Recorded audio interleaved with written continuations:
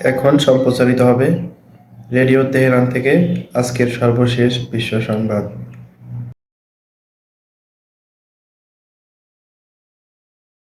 আসসালামু আলাইকুম।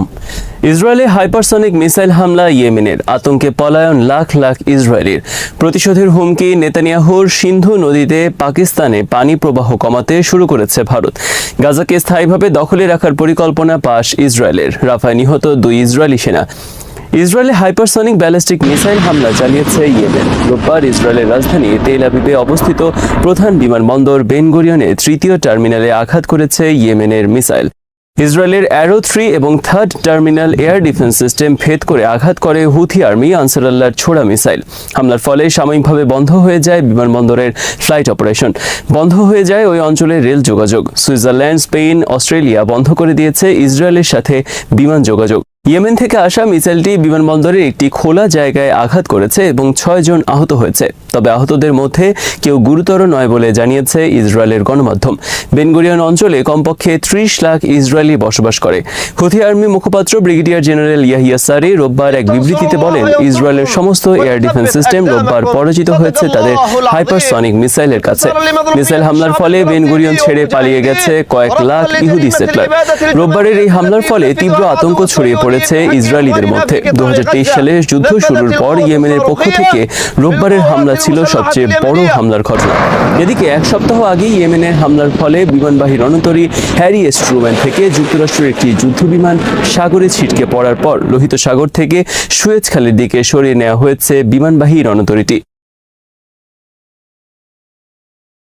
রোববারের হামলার পর ইসরায়েলের প্রধানমন্ত্রী বেনিয়ামিন নেতানিয়াহু বলেছেন, ইয়েমেনের হুথি আর্মিকে কঠিন জবাব দেওয়া হবে। একইভাবে কঠিন জবাব পাবে হুথি আর্মিকে সহায়তাকারী ইরান।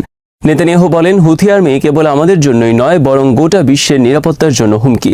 আমরা তাদেরকে আমাদের নিরাপত্তা বিঘ্ন করার সুযোগ দেব না। ইসরায়েলের রোববারের হামলার দায় নিতে হবে ইরানকে এবং এর পরিণতিও ভোগ করতে হবে তাদের। বিনা প্রতিশোধে আমরা ছেড়ে দেব না এই হামলা। আমরা একটি হামলার মাধ্যমে এর জবাব দেব না, বরং অনেক হামলা হবে। রোববার ইসরায়েলে হামলার জন্য ইরানকে দায়ী করেছে যুক্তরাষ্ট্রের প্রেসিডেন্ট ডোনাল্ড ট্রাম্প। সামাজিক মাধ্যমে দেওয়া এক পোস্টে ট্রাম্প লিখেছেন, আমরা বোকা নই। ইয়েমেন থেকে ইসরায়েলের প্রতিটি হামলার জন্য দায়ী ইরান। তারা ইয়েমেনের মাস্তানদের অর্থ, অস্ত্র এবং যাবতীয় বুদ্ধি পরামর্শ দিচ্ছে ইসরায়েলে হামলার জন্য। তারা ইয়েমেনকে দিয়ে ইসরায়েলের বিরুদ্ধে প্রক্সি যুদ্ধ চালাচ্ছে। ইয়েমেন থেকে আসা প্রতিটি হামলাকে আমরা ইসরায়েলের বিরুদ্ধে ইরানের হামলা হিসেবেই গণ্য করব।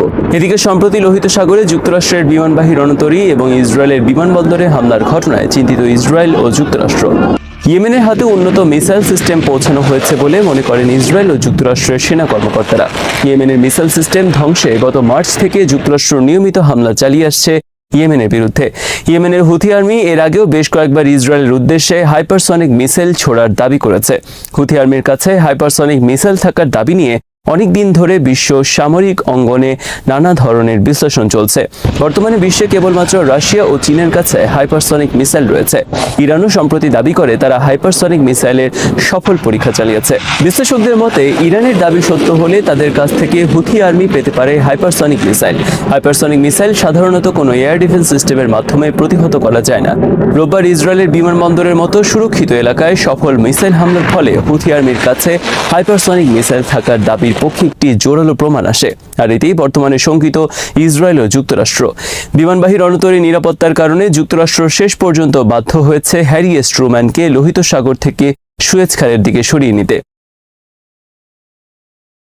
গাজার দক্ষিণে রাফায় রোববার বুবি ট্র্যাপের শিকার হয়ে নিহত হয়েছে 2 ইসরায়েলি সেনা। একটি টানেলে প্রবেশের মুখ পরীক্ষার সময় বোমা বিস্ফোরণে নিহত হয় তারা। নিহত 2 সেনা ইসরায়েলের প্রাচীন এলিট ফোর্স গোলানি ব্রিগেডের সদস্য। হামাসের সামরিক শাখা আল কাসাম ব্রিগেড এক বিবৃতিতে দাবি করেছে, তারা পরিচালনা করেছে রাফা টানেলে বোমা হামলার ঘটনা। এদিকে গাজায় রোববারও ইসরায়েলের হামলায় নিহত হয়েছে অর্ধশতাধিক ফিলিস্তিনি। গাজায় ইসরায়েলের টানা অবরোধ 64 দিন অতিক্রম করেছে রোববার। আল জাজিরার খবরে বলা হয়েছে, ইসরায়েলের অবরোধের কারণে গাজায় প্রায় 3 লাখ শিশু বর্তমানে অনাহারজনিত কারণে মৃত্যুর মুখে। অপুষ্টির কারণে ইতোমধ্যে হাজার হাজার শিশুর দেহ পরিণত হয়েছে জীবন্ত কঙ্কালে। গাজায় ইসরায়েল স্থায়ীভাবে তাদের দখলদারিত্ব প্রতিষ্ঠার পরিকল্পনা পাশ করেছে রোববার। ইসরায়েলের মন্ত্রিসভায় পাশ হওয়া এই প্রস্তাবে বলা হয়েছে, মধ্য ও উত্তর গাজায় স্থায়ী দখল বজায় রাখবে তারা। সেখান থেকে সরিয়ে দেওয়া হবে ফিলিস্তিনিদের। এই লক্ষ্যে সেখানে মোতায়েন করা হবে বিপুল সংখ্যক ইসরায়েলি সেনা, গড়ে তোলা হবে স্থায়ী ঘাঁটি। পরিকল্পনা বাস্তবায়নে কমপক্ষে 1 লাখ রিজার্ভ সেনা তলব করা হবে সার্ভিসে যোগ দেওয়ার জন্য। এছাড়া এসব এলাকায় ইসরায়েল নিজে কিছু ত্রাণ কার্যক্রম পরিচালনা করবে। তাদের ত্রাণ কার্যক্রমের মাধ্যমে হামাসের কেউ যেন উপকৃত না হয় সেটা নিশ্চিত করার কথা বলা হয়েছে প্রস্তাবে।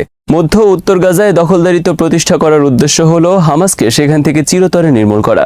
গাজায় ইসরায়েলের পরিকল্পনার বিষয়ে সম্প্রতি প্রকাশিত বিভিন্ন খবরে বলা হয়েছে, ইসরায়েল আর্মি মধ্য ও উত্তর গাজায় স্থায়ীভাবে অবস্থানের সময় সেখান থেকে ফিলিস্তিনিদের অন্যত্র সরিয়ে নেওয়ার কার্যক্রম শুরু করবে। কেউ স্বেচ্ছায় ফিলিস্তিন ছেড়ে অন্য দেশে যেতে চাইলে তাদের সহায়তা করবে ইসরায়েল আর্মি। যারা স্বেচ্ছায় যেতে চাইবে না তাদের জোর করে সরিয়ে দেওয়া হবে। ফিলিস্তিনিরা যাতে গাজা ছেড়ে চলে যেতে বাধ্য হয় তারই অংশ হিসেবে সেখানে ইসরায়েল টানা 2 মাসেরও বেশি অবরোধ জারি করে রেখেছে এবং ক্ষুধাকে অস্ত্র হিসেবে ব্যবহার করছে। সিন্ধু নদীতে পাকিস্তানে পানির প্রবাহ কমিয়ে দেওয়া শুরু করেছে ভারত। ভারতের সরকারি সংবাদ সংস্থা পিটিআই রোববার প্রকাশ করেছে এই খবর। বলা হয়েছে, সিন্ধু নদীর শাখা চেনাব নদীর উপর নির্মিত বালগিহার ড্যাম থেকে পানির প্রবাহ কমানো হয়েছে। একই পদক্ষেপ নেওয়া হবে ঝিলাম নদীর উপর নির্মিত কিষানগঙ্গা ড্যামের ক্ষেত্রেও। পাকিস্তানের সিন্ধু হিমালয় থেকে উৎপত্তি হয়ে বর্তমান ভারত নিয়ন্ত্রিত কাশ্মীর হয়ে পাকিস্তান নিয়ন্ত্রিত কাশ্মীরে প্রবেশ করেছে। পাকিস্তানের উত্তর থেকে দক্ষিণে প্রবাহিত হয়ে বিশাল এই নদী আরব সাগরে মিলিত হয়েছে। পাকিস্তানের মূল নদী এটি। এই নদীর উপরই নির্ভরশীল গোটা পাকিস্তানের কৃষি ব্যবস্থা। এই নদীর তীরেই গড়ে উঠেছে প্রাচীন সিন্ধু সভ্যতা। 22 এপ্রিল ভারত নিয়ন্ত্রিত কাশ্মীরের পাহেলগামে বন্দুকধারীদের হামলায় কমপক্ষে 26 পর্যটক নিহতের ঘটনার পরপরই ভারত স্থগিত করে পাকিস্তানের সাথে সিন্ধু নদীর পানি চুক্তি। পাকিস্তানের পক্ষ থেকে বলা হয়েছে, সিন্ধু নদীতে হয় পানি প্রবাহিত হবে না হয় রক্ত। ভারত যদি পানিকে অস্ত্র হিসেবে পাকিস্তানের বিরুদ্ধে ব্যবহার করে তাহলে প্রয়োজনে পারমাণবিক বোমা ব্যবহার করা হবে। বোমা মেরে উড়িয়ে দেওয়া হবে সিন্ধু নদীর উপর নির্মিত ভারতের সব ড্যাম। ভারতের পানি চুক্তি স্থগিত করা মানে পাকিস্তানের বিরুদ্ধে যুদ্ধ ঘোষণা করা। পাকিস্তানও বিষয়টিকে সেভাবেই বিবেচনায় নিয়ে পাল্টা পদক্ষেপ নেবে বলে জানানো হয়েছে সরকারের উচ্চ পর্যায় থেকে। বিশ্লেষকদের মতে, সিন্ধু নদীর ভারত নিয়ন্ত্রিত কাশ্মীরে যেসব ড্যাম বর্তমানে রয়েছে তাদের মধ্যে ভারত খুব বেশি পানি আটকে রাখতে পারবে না। পাকিস্তানকে পানির ন্যায্য হিস্সা থেকে বঞ্চিত করতে হলে নতুন ড্যাম নির্মাণ করতে হবে এবং সেটা সময় সাপেক্ষ বিষয়। তবে বর্তমানে বিদ্যমান ড্যাম থেকে অল্প পরিমাণ পানি আটকে রাখতে পারবে ভারত, আর সেটাই ইতোমধ্যে শুরু করেছে তারা। বাংলাদেশের বিরুদ্ধে ভারত যেমন পানিকে অস্ত্র হিসেবে ব্যবহার করে আসছে, ভারত তেমনি পাকিস্তানের বিরুদ্ধেও একই পদক্ষেপ নেওয়া শুরু করলো। ফিলিস্তিনের গাজা উপত্যকার দক্ষিণাঞ্চলীয় রাফা শহরের একটি টানেলে পেতে রাখা বোমার বিস্ফোরণে 2 ইসরায়েলি সেনা নিহত এবং অপর 2 জন আহত হয়েছেন। এ নিয়ে গাজায় হামাসের সঙ্গে চলমান যুদ্ধে নিহত ইসরায়েলি সেনার সংখ্যা 416 জনে দাঁড়ালো বলে জানিয়েছে টাইমস অফ ইসরায়েল। রোববার ইসরায়েলি দখলদার বাহিনী জানিয়েছে, রাফার একটি ভবনের ভেতরে থাকা টানেলের প্রবেশপথ স্ক্যানিং করার সময় হঠাৎ সেখানে বিস্ফোরণ ঘটে। এ সময় ইয়াহালুম কমব্যাট ইঞ্জিনিয়ারিং ইউনিটের 23 বছর বয়সী ক্যাপ্টেন নোয়াম রভিত এবং 20 বছর বয়সী স্টাফ সার্জেন্ট ইয়ালি সেরর নিহত হন। আহত সেনাদের মধ্যে একজনের অবস্থা গুরুতর, অপরজনের আঘাত ততটা গুরুতর নয়। এদিন পৃথক আরেক ঘটনায় গাজার উত্তরাঞ্চলে ইসরায়েলি বাহিনীর জেরুজালেম ব্রিগেডের এক রিজার্ভ সেনা গুরুতর আহত হন।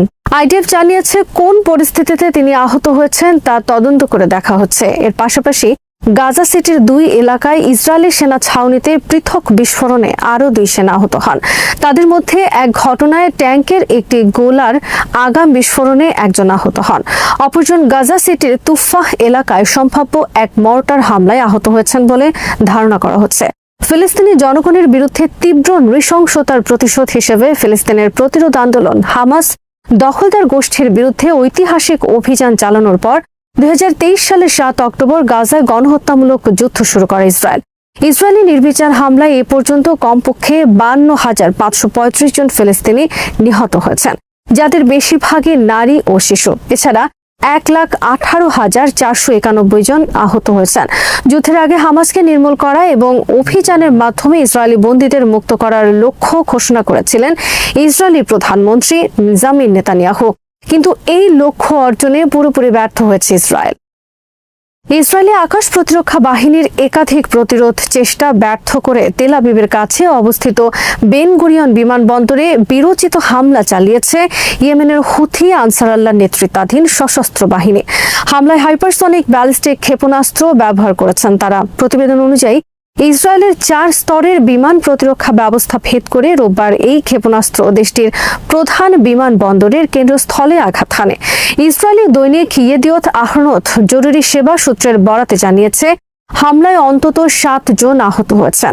ইয়েমেনের সশস্ত্র বাহিনীর মুখপাত্র ব্রিগেডিয়ার জেনারেল ইয়াহিয়া সারি এক বিবৃতিতে বলেছেন, আমরা ইসরায়েলের বেন গুরিয়ন বিমানবন্দরে হাইপারসনিক ব্যালিস্টিক ক্ষেপণাস্ত্র দিয়ে আঘাত করেছি। ইসরায়েলি বিমান প্রতিরক্ষা বাহিনী ক্ষেপণাস্ত্র আটকাতে ব্যর্থ হয়েছে।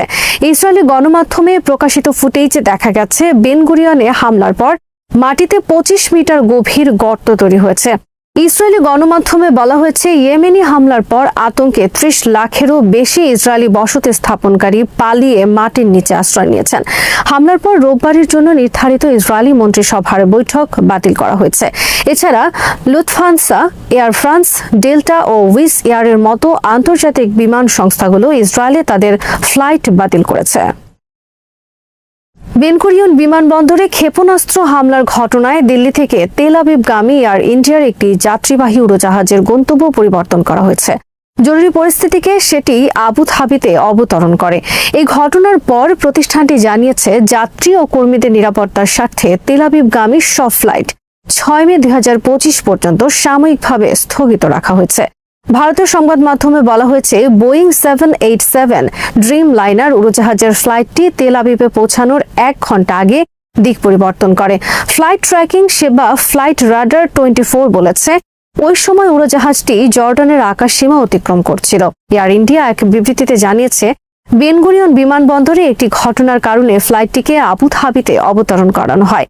এটিকে শিগগিরই দিল্লিতে ফিরিয়ে আনা হবে। হুথিদের হামলার পর তেল আবিব থেকে দিল্লিগামী ফিরতি ফ্লাইটও বাতিল করেছে এয়ার ইন্ডিয়া। এদিকে ফিলিস্তিনিদের সমর্থনে ইসরায়েলের বিরুদ্ধে এয়ার ব্লকেটের ঘোষণা দিয়েছে আনসারুল্লাহ আন্দোলন।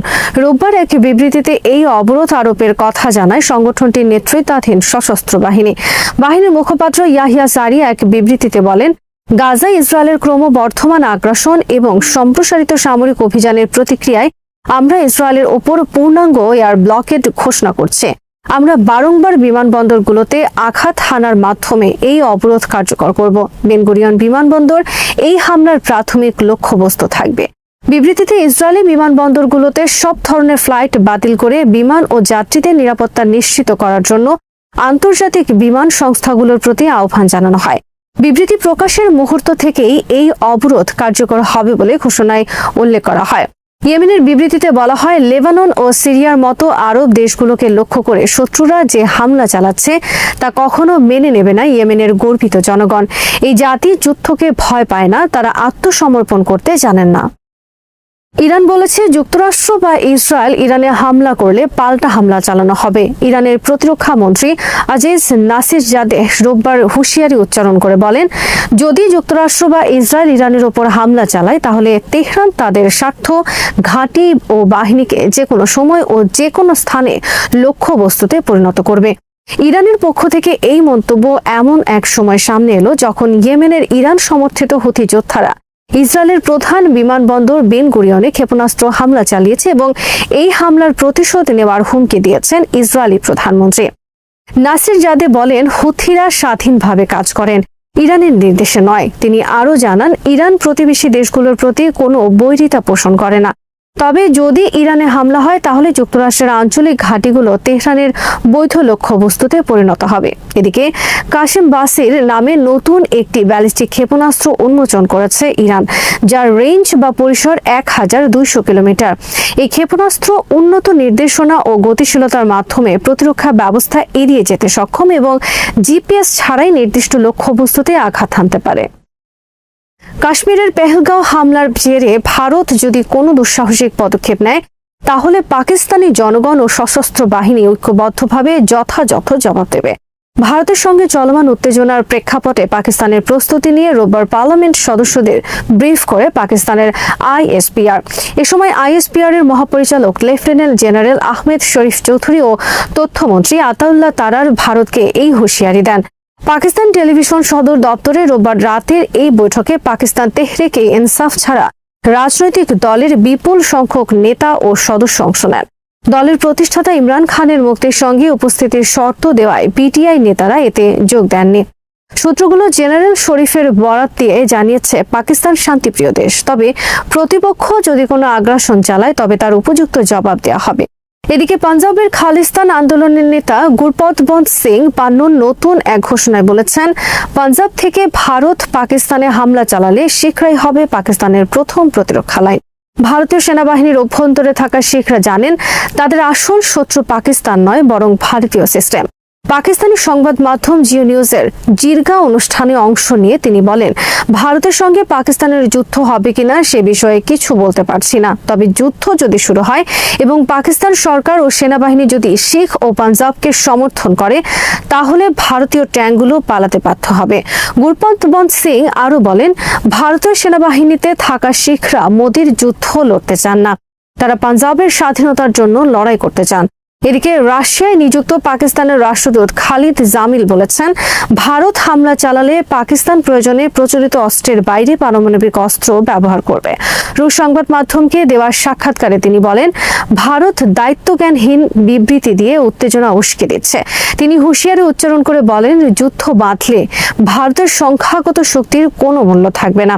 পাকিস্তান যুদ্ধে তার পূর্ণ শক্তি প্রদর্শন করবে, প্রয়োজনে প্রচলিত এবং পারমাণবিক দুই অস্ত্রই ব্যবহার করা হবে। এনডিটিভি জানিয়েছে, রোববার রাত 11 দিনের মতো কাশ্মীর সীমান্তে ভারত ও পাকিস্তানের সেনাদের মধ্যে গোলাগুলির ঘটনা ঘটেছে।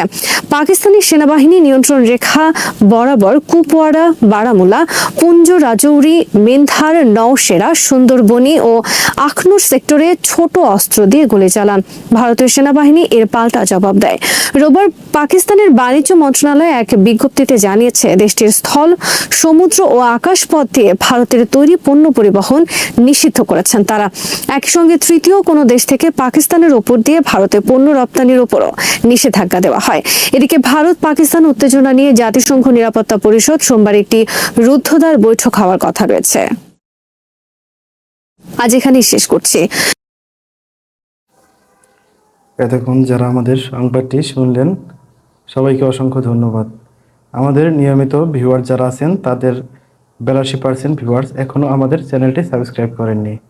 সো যারা আমাদের চ্যানেলটি এখনও সাবস্ক্রাইব করেননি দয়া করে সাবস্ক্রাইব করে দিন এবং নিয়মিত আমাদের পাশে থাকবেন আশা করি। ধন্যবাদ সবাইকে।